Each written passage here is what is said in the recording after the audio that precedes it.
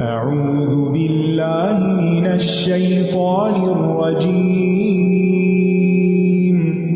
بسم الله الرحمن الرحيم. الحمد لله رب العالمين. الرحمن الرحيم. مالك يوم الدين. إياك نعبد وإياك نستعين. اهدنا الصراط المستقيم.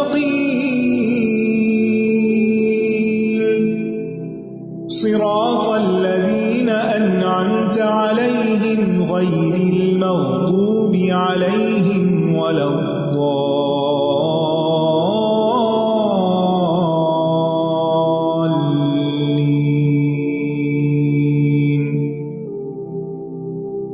السلام علیکم ورحمۃ اللہ وبرکاتہ. نحمده ونصلي على رسوله الكريم. اما بعد فاعوذ باللہ من الشیطان الرجیم. بسم اللہ الرحمن الرحیم. رب اشرح لي صدری ويسر لي امری واحلل عقدۃ من لسانی يفقهوا قولی.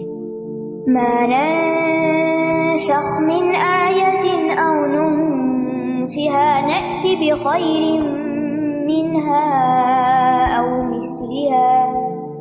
ألم تعلم أن الله على كل شيء قدير.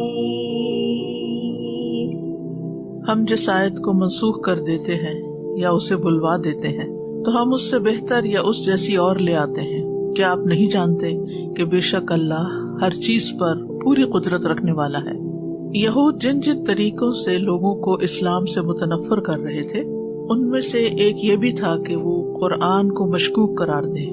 وہ مسلمانوں کے اندر یہ خیال ڈالتے کہ یہ تمہارے نبی کیا کرتے ہیں، آج وہ ایک کام کا حکم دیتے ہیں اور کل اس سے روک دیتے ہیں. آج وہ کسی چیز سے روکتے ہیں اور کل اس کو کرنے کے لیے کہہ دیتے ہیں، اجازت دے دیتے ہیں. تو اللہ سبحانہ وتعالیٰ نے ان کے شبہات دور کرنے کے لیے، ایسے شکوک کو دور کرنے کے لیے یہ آیت نازل فرمائی. ما ننسخ من آیت او ننسها. ہم کسی آیت کو منسوخ نہیں کرتے اور نہ اسے بلواتے ہیں. نأتی بخیر منہا، بلکہ اس سے بہتر لے آتے ہیں. او مثلہا، یا اس جیسی لے آتے ہیں. تو یہود کے نسخ پر اعتراض کا جواب ہے اس آیت کے اندر. تو اس کا جواب یہ ہے کہ اللہ تعالیٰ پہلا حکم در حقیقت اتنی ہی دیر کے لیے نازل کرتا ہے جتنی دیر اس حکم کی ضرورت ہوتی ہے. پھر جب اس کی ضرورت ختم ہو جاتی ہے تو اللہ تعالیٰ اس کی مدت کے ختم ہونے کا اعلان کر دیتے ہیں. اپنے وقت میں وہی حکم بہترین تھا، بعد میں اس جیسے یا اس سے بہتر حکم کی ضرورت تھی. تو اس کا یہ مطلب نہیں کہ پہلا حکم غلط تھا. اگر اللہ تعالیٰ اپنا حکم منسوخ نہ کر سکتا ہو تو اس کا کیا مطلب ہے کہ اللہ تعالیٰ ہر چیز پر قادر نہیں. چونکہ اللہ تعالیٰ سب کچھ کر سکتا ہے، اس لیے وہ جو چاہے جب چاہے جیسا چاہے حکم دے، جب چاہے حکم دے، جب چاہے اس کو واپس لے لے، جب چاہے اس سے بہتر دے دے، جب چاہے اس جیسا دے دے، جب چاہے اس کے بدلے میں کچھ بھی نہ دے. یہ سب کچھ کس کے اختیار میں؟ اللہ سبحانہ وتعالیٰ کے اختیار میں. تو فرمایا ما ننسخ من آیت او ننسها. ما ننسخ، یہ جملہ شرطیہ ہے، یہاں ما شرطیہ ہے. کل سے میں ماں کے پیچھے لگی ہوئی ہوں. ماں کی مختلف اقسام، کیونکہ اکثر اسٹوڈینٹس اس پہ بہت کنفیوز ہوتے ہیں. کبھی آپ ماں کا ترجمہ کرواتے ہیں نہیں، کبھی آپ کہتے ہیں جو. تو یہاں پر عربی زبان کی وسعت سامنے آتی ہے اور اسی لیے اللہ سبحانہ وتعالیٰ نے اس زبان کے اندر قرآن مجید کو نازل کیا ہے. تو یہاں یہ ماں جو ہے یہ شرطیہ ہے اور ننسخ جو ہے یہ فعل شرط ہے اور اس کا جواب ہے نأتی بخیر منہا و مثلہا. یہ بے شک نہ لکھیں، بس صرف سن لیں، کانوں سے ٹکرا جائے، کبھی فائدہ دے دے گا. من آیتن میں من زائد ہے، تو زائد کیوں آئی چیز؟ تاکید کے لیے. یہ تو اب اچھی طرح سمجھ آ گئی کہ جن حروف کا، اکثر حروف ہی یہ ہوتے ہیں جن حروف کا ترجمہ نہیں کیا جاتا، کیونکہ لٹرل ٹرانسلیشن میں ہم ہر لفظ کا ترجمہ کر رہے ہوتے ہیں. تو من کا عمومی ترجمہ سے کیا جاتا ہے، تو یہاں تو سے سینس نہیں بنتی، تو اس لیے من آیتن میں من زائد ہے، تاکید کے لیے ہے. آیتیں کتنی قسم کی ہوتی ہیں؟ 2 قسم کی. کون کون سی؟ کونی اور شرعی. کونی قدری یا دینی شرعی. ٹھیک ہے. تو یہاں پر آیات کونیہ مراد نہیں ہے بلکہ آیات شرعیہ مراد ہے، کیونکہ نسخ جو ہے وہ امر اور نہی یا حلال و حرام میں ہوتا ہے، قرآنی آیات میں ہی ہوتا ہے. کونی آیات میں نسخ نہیں ہوتا. ٹھیک ہے. نون سہا کا لفظ نسیان سے ہے، اور نسیان کس کو کہتے ہیں؟ بھول جانے کو کہتے ہیں نا، فلاں کو نسیان کی بیماری ہے. یعنی نسیان کا مطلب ہوتا ہے کسی چیز کا بالکل ذہن سے نکل جانا، بھول جانا. اور یہاں یہ بھی آپ کو بتاتی چلوں کہ نسیان جو ہے وہ انسان کی سرشت میں ہے. اس لیے اگر آپ کبھی کوئی چیز بھول جائیں تو برا محسوس نہیں کریں. ٹھیک ہے. کیونکہ یہ ہمارے اندر موجود ہے، یعنی یہ ہماری فطرت کا ایک حصہ ہے. ٹھیک ہے. تو اسی طرح اگر کوئی اور بھول جائے، بعض اوقات ہسبینڈ کوئی چیز لانا بھول جاتے ہیں تو پھر شامت آ جاتی ہے، گھر کا ماحول ہم خراب کر دیتے ہیں. ایسا نہیں کرنا چاہیے، کیونکہ بھول چوک انسانی فطرت کا ایک حصہ ہے، انسان کے اندر رکھ دی گئی. اور سب سے پہلے کون بھولے تھے؟ آدم علیہ السلام. تو ان کی ساری اولاد بھولتی، ہم سب بھولتے ہیں. تو بھولنا جو ہوتا ہے وہ 3 طرح سے ہوتا ہے، یعنی 3 اس کے فیکٹرز ہوتے ہیں. کبھی وہ ہمارے اپنے نفس کی طرف سے ہوتا ہے. ٹھیک ہے. یعنی ہم خود ہی اس کے ذمہ دار ہوتے ہیں. اور کبھی جیسے انسان کوئی چیز بھول جاتا ہے، اور بعض اوقات انسان بچوں کو بلیم کرتا ہے، تم نے شور ڈالا تھا نا اس لیے وہ جو بھول گیا، یا کسی اور کو، حالانکہ وہ انسان کے اپنی طرف سے ہی ہوتا ہے. دوسرا بھلوانا شیطان کی طرف سے ہوتا ہے، اور اس کا ذکر قرآن مجید میں موجود ہے. اور وہ کیا ہوتا ہے شیطان کی طرف سے بھولنا؟ کہ وہ وسوسے ڈال کے ہمارا دھیان خیال کسی اور طرف ہی لگا دیتا ہے. نماز میں آپ کیوں بھولتے ہیں؟ شیطان کے وسوسوں کی وجہ سے بھولتے ہیں. ایک اپنی بھی غفلت ہوتی ہے، بعض اوقات ہم خود توجہ نہیں کر رہے ہوتے، لیکن اکثر یہی ہوتا ہے کہ شیطان کی طرف سے انسان بھول جاتا ہے. اور کبھی کبھی بطور سزا اللہ تعالیٰ کی طرف سے بھی ہوتا ہے.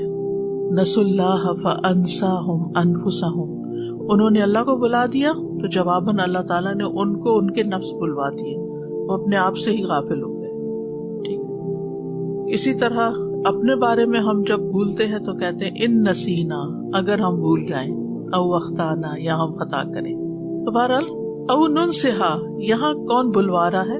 اللہ سبحانہ وتعالیٰ. یعنی ہم اس کو بلوا دیتے، یعنی اللہ سبحانہ وتعالیٰ خود اپنی کسی حکمت یا مصلحت کے تحت وہ آیت لوگوں کے حافظے سے اور سب کے حافظے سے نکال دیتے ہیں، بالکل بلوا دیتے ہیں کہ کبھی کوئی چیز ایسی تھی بھی. اور اگر اللہ تعالیٰ چاہیں تو انسان کبھی نہ بھولے جو چیز نہ بھولنے والی ہو. سنقرئک فلا تنسى الا ما شاء اللہ، ہم آپ کو پڑھوا دیں گے پھر آپ کبھی نہیں بھولیں گے مگر جو اللہ چاہے وہ بھول سکتے ہیں. تو یہ اللہ کے اذن سے ہوتا ہے. تو ما ننسخ، نسخ کے 3 مطلب ہوتے ہیں: اٹھانا، زائل کرنا اور نقل کرنا. یعنی اللہ سبحانہ تعالیٰ کسی بات کا حکم دیتے ہیں، پھر اس حکم کو کسی دوسرے حکم سے منسوخ کر دیتے ہیں. تو ایک ناسخ ہوتا ہے فاعل کے وزن پر، منسوخ کرنے والا یعنی کوئی اور آیت آ گئی، اس نے پچھلے حکم کو منسوخ کر دیا، ایبروگیٹ کر دیا. تو یا پھر نبی صلی اللہ علیہ وسلم کسی بات کا حکم دیتے ہیں اور پھر وہ اسے منسوخ کر دیتے ہیں. یعنی نسخ قرآن مجید میں بھی ہے اور نسخ حدیث میں بھی ہے. ٹھیک ہے.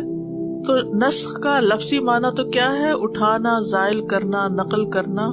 لیکن اصطلاحی معنی بعد میں آنے والے حکم کے ساتھ پہلے کسی حکم کو ختم کر دینا.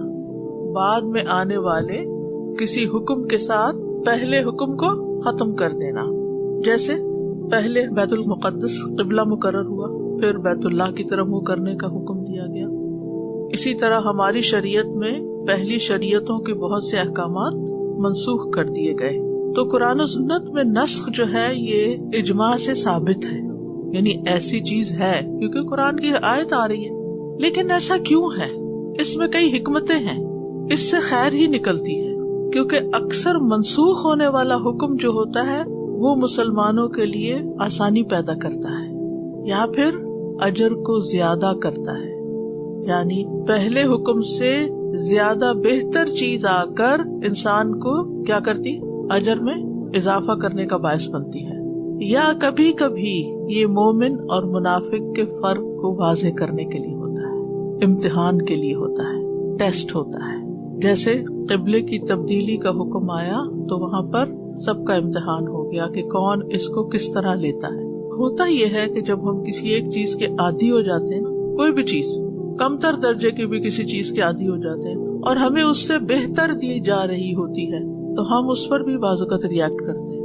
بعض اوقات آپ ایک گھر میں رہ رہے ہوتے ہیں، اس کے عادی ہو جاتے ہیں، آپ کو بڑا کنوینئنٹ ہوتا ہے، ہر چیز نزدیک ہوتی ہے، سارے کام آپ کے آسان ہوتے ہیں. پھر کیا ہوتا ہے، آپ کو کوئی بہت اچھا گھر ملتا ہے لیکن ذرا سا دور ہوتا ہے تو عموماً ہم خواتین کیا کرتے ہیں، یہ نہیں دیکھتے کہ بہتر گھر ملا ہے، کیا کہتے رہتے، جو اس کی منفی نیگیٹو چیزیں ہیں وہ مینشن کرتے رہتے ہیں. کیونکہ ہماری نیچر میں یہ ہے کہ ہم چینج کو آسانی سے ایکسپٹ نہیں کرتے، چاہے وہ ہمارے لیے بہتر ہی ہو.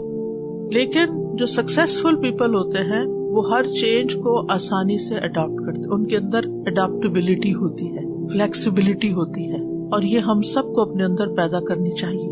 فلیکسیبلٹی نئے ماحول سے، نئے موسم سے، نئی جگہوں سے، نئے کاموں سے، نئے طریقوں سے مانوس ہونا، اپنے آپ کو اس میں ایڈجسٹ کر لینا. جو شخص ایسا کر سکتا ہے، جو کسی حال میں بھی خوش رہتا ہے، وہی دراصل خوشحال انسان ہوتا ہے. خوشی مال سے نہیں ہوتی، خوشی لوگوں سے نہیں ہوتی، خوشی انسان کے اپنے اندر ہوتی ہے کہ وہ فیل کیسے کرتا ہے، کسی بھی چیز کو لیتا کیسے. وہ اس کے صرف مثبت پہلو کو لیتا ہے، وہ یہ نہیں دیکھتا کہ مجھ سے کیا کھو گیا. یہاں کھونے کی بات ہے، وہ پہلی آیت چلی گئی، کھو گئی، اب نئی آیت آ گئی. وہ یہ نہیں دیکھتا کیا کھو گیا، وہ یہ دیکھتا کیا مل گیا، کیا مل رہا ہے. اور جو مل رہا ہے اس کو کیا کرو، خوشی کے ساتھ لو، بڑے دل کے ساتھ لو. تو فرمایا کہ ہم جب بھی کوئی آیت منسوخ کرتے ہیں، یعنی ایبروگیٹ کر دیتے ہیں یا اس کو بھلوا دیتے ہیں، نأتی بخیر منہا او مثلہا، ہم اس سے بہتر لے آتے ہیں یا اس جیسی ہی لے آتے ہیں. یہ شرط کا جواب ہے، یعنی نیا آنے والا حکم انسان کے حق میں بہتر ہوتا ہے، یا اسی کی مانند کوئی اور حکم آتا ہے جس پر عمل کرنا آسان ہوتا ہے. یہ اس بات کی دلیل ہے کہ اللہ تعالیٰ کا کوئی بھی حکم جو پہلے آئے یا پھر بعد میں آئے کم نہیں ہوتا.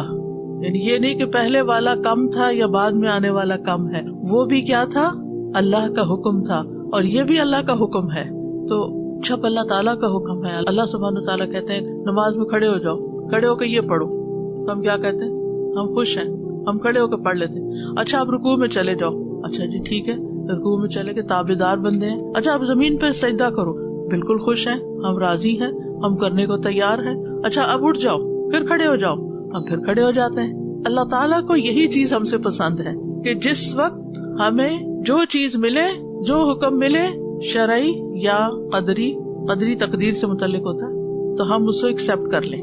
جو ہی ایکسپٹنس آئے گی نا، وہ ایکسپٹنس رضا میں بدل جائے گی. آپ رب کے فیصلے سے راضی ہوں گے تو رب آپ سے راضی ہو جائے گا، اور جو اللہ سے ناراض ہوتا ہے اللہ اس سے ناراض ہو جاتا ہے. تو اس لیے یہ تربیت کا ایک پہلو ہے.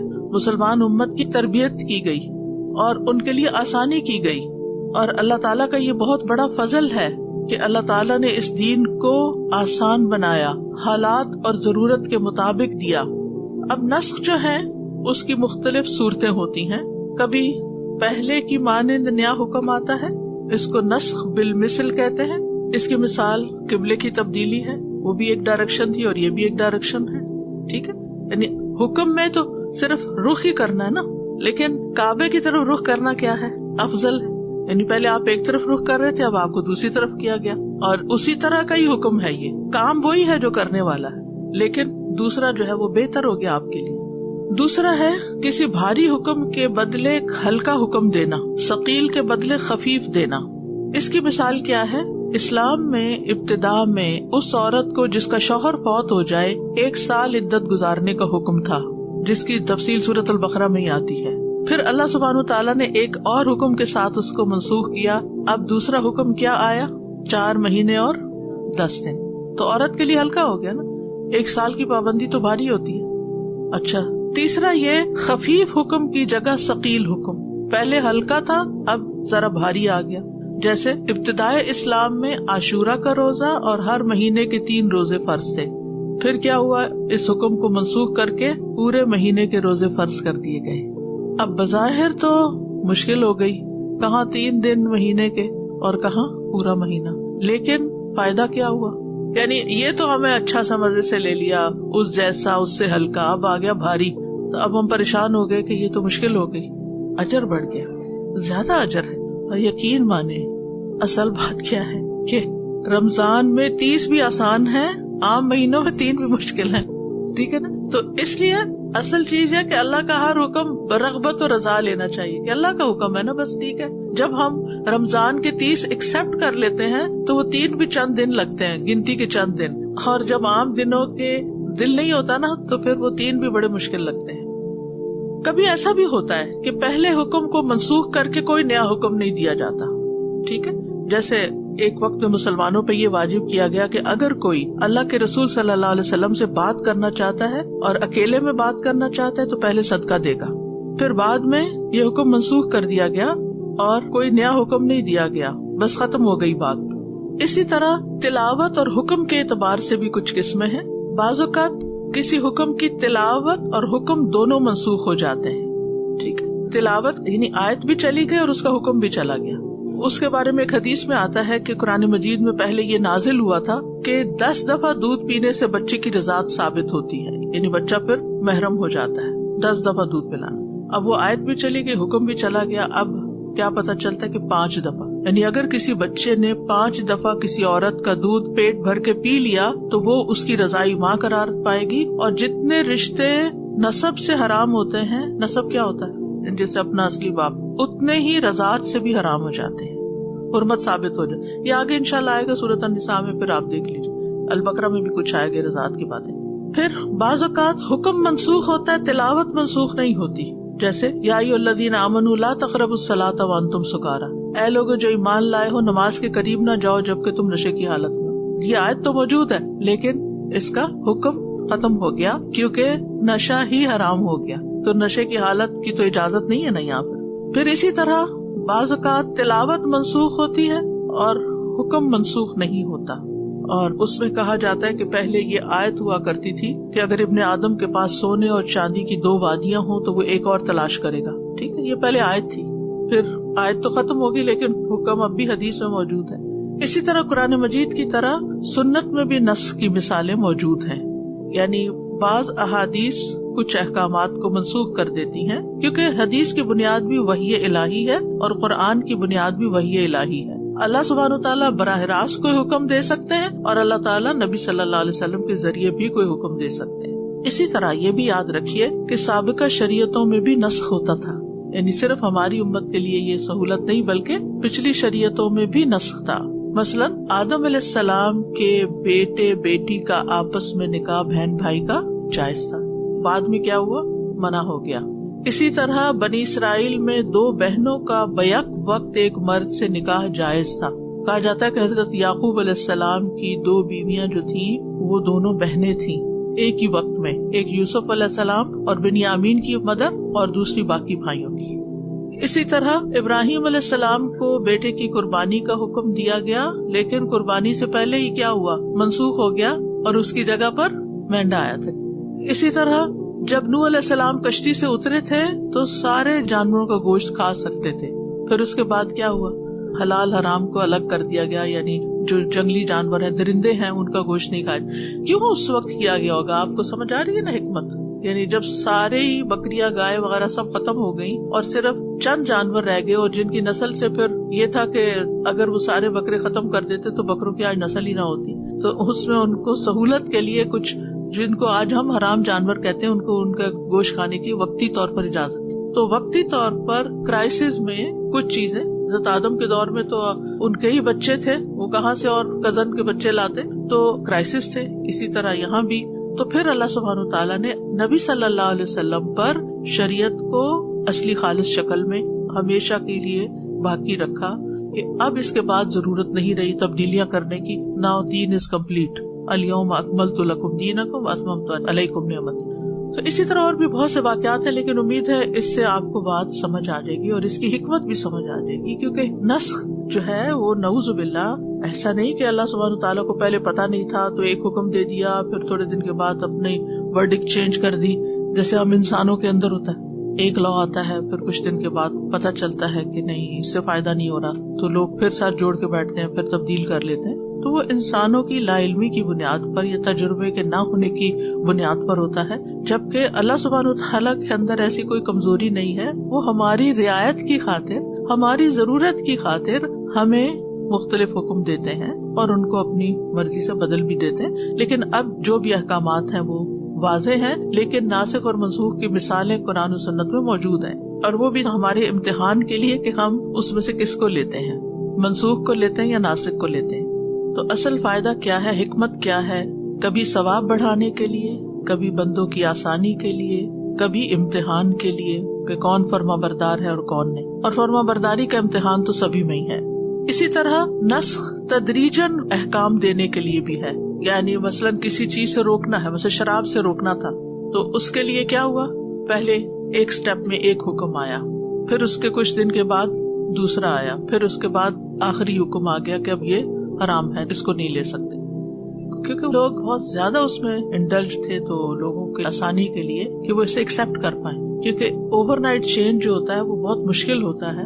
کوئی دوا ہوتی ہے نا، جیسے مینٹل ہیلتھ کی دوائیاں ہوتی ہیں عام طور پر، جب وہ کسی مریض کو دیتے ہیں تو اچانک نہیں چھوڑی جا سکتی. اسی طرح جیسے بلڈ پریشر وغیرہ کی دوا ہوتی ہے، تو اگر تبدیل کرنی ہو تو ایک دم سے سوئچ کرنا بعض اوقات مشکل ہوتا ہے. آپ ڈوز ریڈیوس کرتے ہیں اور پھر آہستہ آہستہ دوسری سوئچ کر جاتے ہیں. اور آپ دیکھیے کہ یہ ہماری عام روزمرہ زندگی میں بھی ہوتا ہے. مثلا ڈاکٹر کے پاس آپ جاتے ہیں، وہ آپ کی سمٹمز دیکھ کے آپ کو دوا دیتا ہے. وہ دوا 3 دن کے لیے دیتا ہے، دیکھتا ہے کہ سمٹمز چینج ہو رہی ہیں تو دوبارہ بدل دیتا ہے اس کو. تو اب آپ کے اس ڈاکٹر کو تو کچھ پتا نہیں، پہلے اس نے مجھے کوئی دوا دی، اب کوئی اور دے دی. ایسا نہیں ہوتا. وہ اس وقت کی ضرورت تھی اور اب یہ تبدیلی اس وقت کی ضرورت ہے. لیکن یہ اللہ تعالیٰ کو پتا تھا کہ اب سے قیامت تک کے لیے جو حکم دیے جا رہے ہیں وہ کافی ہیں، اب ان میں مزید تبدیلیوں کی ضرورت نہیں ہے. ہاں، سچویشن کے مطابق آیات اور احکامات موجود ہیں کہ سفر میں ہو تو کیا کرو، بیمار ہو تو کیا کرو. وہ اس دین کے اندر ہی رخصتیں موجود ہیں اور اس کو واضح بھی کر دیا گیا ہے. اسی طرح آپ دیکھیں کہ شروع میں مسلمان جو نماز پڑھتے تھے وہ صرف 2 رکعتیں پڑھتے تھے، 2 صبح اور 2 شام. پھر 5 نمازیں فرض ہیں، اور ان میں سے بھی پھر کیا ہوا کہ مختلف اوقات میں کہیں 2 ہیں، کہیں 3 ہیں، کہیں 4 ہیں. الم تعلم، کیا تم نہیں جانتے، تمہیں نہیں معلوم، ان اللہ علی کل شیء قدیر، کہ اللہ سبحانہ وتعالیٰ ہر چیز پر پوری قدرت رکھتا ہے، وہ سب کچھ کر سکتا ہے. اور انہی میں سے ایک چیز کیا ہے کہ وہ اپنے ہی دیے ہوئے حکم کو بھی منسوخ کر سکتا ہے. اللہ سبحانہ وتعالیٰ کا یہ نام جو ہے القدیر، اس سے ملتا جلتا ایک اور نام بھی ہے القادر، المقتدر. تو اللہ تعالیٰ کے پاس ایبسولوٹ قدرت ہے، وہ ہر کام کو کرنے کی پوری قوت رکھتا ہے، پورا کنٹرول رکھتا ہے اس پر. اللہ تعالیٰ کا یہ نام تقریباً ہر سپارے میں آتا ہے، بہت دفعہ یہ ریپیٹ ہوتا ہے. اس لیے جب آپ دعا کریں نا، پورے یقین کے ساتھ کیا کریں کہ اللہ تعالیٰ آپ تو القدیر ہیں، القادر ہیں، المقتدر ہیں، آپ تو یہ کام کر سکتے ہیں، آپ میرے لیے آسانی کر دیں. جو بھی آپ کی پھر دعا ہو، کہتے ہیں نا کہ فَلِلَّهِ الْأَسْمَاءُ الْحُسْنَى فَادْعُوهُ بِهَا، اللہ تعالیٰ کے اچھے اچھے نام ہیں، ان ناموں سے اس کو پکارو. تو یہی طریقہ ہوتا ہے کہ اللہ تعالیٰ کی ان صفات کا ذکر کر کے اللہ تعالیٰ کو پکار کے پھر اپنی حاجت رکھی جائے.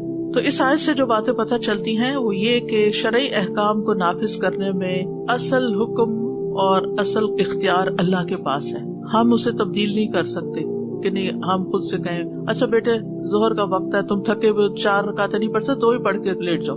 نہیں، ہم اس کو تبدیل نہیں کر سکتے. اللہ تعالیٰ خود تبدیل کر سکتا ہے کہ ہاں سفر میں ہو تو 2 رکعت پڑھ لو، یہ اللہ کا حکم ہے.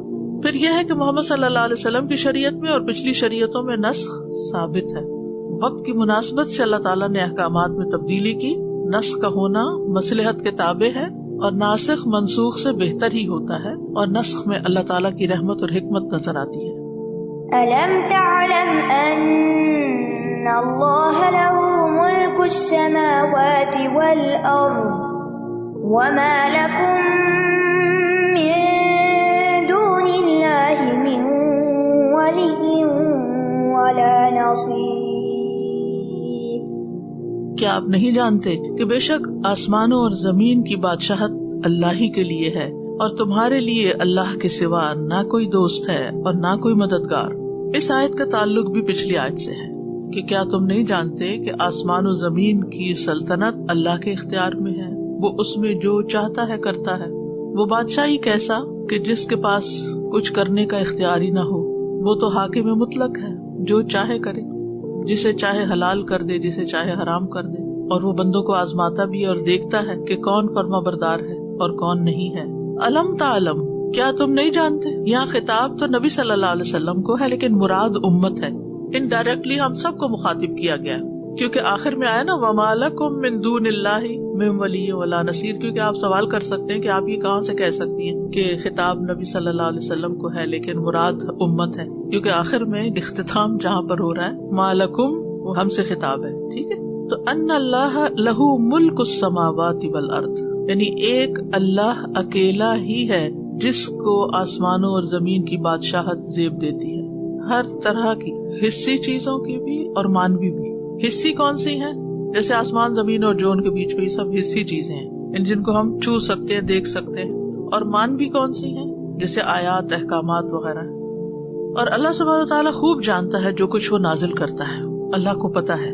سورۃ النحل میں آتا ہے وَإِذَا بَدَّلْنَا آیَةً مَّكَانَ آیَةٍ وَاللَّهُ أَعْلَمُ بِمَا يُنَزِّلُ قَالُوا إِنَّمَا أَنتَ مُفْتَرٍ بَلْ أَكْثَرُهُمْ لَا يَعْلَمُونَ۔ اور جب ہم کوئی آیت کسی دوسری آیت کی جگہ بدل کر لاتے ہیں اور اللہ زیادہ جاننے والا ہے جو وہ نازل کرتا ہے، تو وہ کہتے ہیں تم تو گھڑ کر لانے والے ہو، بلکہ ان کے اکثر نہیں جانتے۔ تو اس سے کیا پتہ چلتا ہے کہ اللہ سبحانہ وتعالیٰ اپنے علم کے ساتھ جو چاہتا ہے نازل کرتا ہے۔ اچھا، دنیا میں جو بادشاہ ہوتے ہیں نا، وہ بعض اوقات بے سوچے سمجھے، بغیر حکمت کے، بغیر کسی وجہ کے کوئی حکم دے دیتے ہیں اور وہ لوگوں کے لیے مصیبت بن جاتا ہے، اور بعض اوقات بغیر کسی وجہ کے وہ حکم واپس لے لیتے ہیں، ان لوگوں کے لیے وہاں مشکل کھڑی ہو جاتی ہے۔ اللہ تعالیٰ ایسا نہیں ہے، اللہ تعالیٰ کو اچھی طرح پتا ہے کہ وہ کیا نازل کر رہا ہے، کیوں نازل کر رہا ہے، کیوں منسوخ کر رہا ہے، کیوں اس کی جگہ نئی چیز بھیج رہا ہے۔ اللہ تعالیٰ پورے اختیارات رکھتا ہے۔ اور پھر وَمَا لَكُم مِّن دُونِ اللَّهِ مِن وَلِيٍّ وَلَا نَصِيرٍ، تو ہم سے خطاب ہے یا جن سے بھی خطاب ہے ان سے کہا جا رہا ہے کہ تمہارے لیے اللہ کے سوا کوئی اور ولی اور نصیر نہیں۔ اچھا، اللہ کا ولی بننے کے لیے یا اللہ کو اپنا ولی بنانے کے لیے کیا کرنا پڑتا ہے؟ اندھیری رات میں سمندر کے کنارے کھڑے ہو کر ایک ٹانگ پر 1000 دفعہ یا اللہ پکارنا پڑتا ہے، کیونکہ ہمارے اسی طرح کے کانسیپٹ ہیں نا، فلاں ولی اللہ ہے، اتنے سال سے وہ سویا نہیں، اتنے سال اس نے کھایا نہیں۔ اور کیا اللہ کے رسول صلی اللہ علیہ وسلم بھی ولی نہیں تھے؟ کیا انہوں نے اس قسم کی زندگی گزاری اور ایسی حرکتیں کی؟ قطعاً نہیں، ان کے ہر کام میں، ہر ایکشن میں حکمت اور خوبصورتی تھی، اسوۃ حسنہ تھے۔ ہم نے معلوم نہیں یہ چیزیں کہاں سے ایجاد کر لی، اور ہم لوگ اللہ کے رسول صلی اللہ علیہ وسلم کی زندگی سے اتنا متاثر نہیں ہوتے جتنا اس قسم کی حرکتیں کرنے والوں سے متاثر ہو کر ہم مروب ہو کے ان کے پیچھے چل پڑتے ہیں۔ یہ اللہ کا ولی ہے۔ اللہ کے ولی ضروری نہیں اس طرح، جو چاہتا ہے کہ اللہ کا ولی بنے اس کو اللہ کی اطاعت سب سے زیادہ کرنی چاہیے اور اس کی نافرمانی کے کاموں سے بچنا چاہیے، ایسے کام کرنے چاہیے جس سے اس کا قرب حاصل ہو، اس کی ولایت حاصل ہو۔ تو اللہ کے سوا کوئی نہیں جو تمہارے ساتھ دوستی رکھے اور تمہارے لیے بھلائی کرے، اور نہ ہی تمہارا کوئی مددگار ہے جو تم سے شر دور کرے۔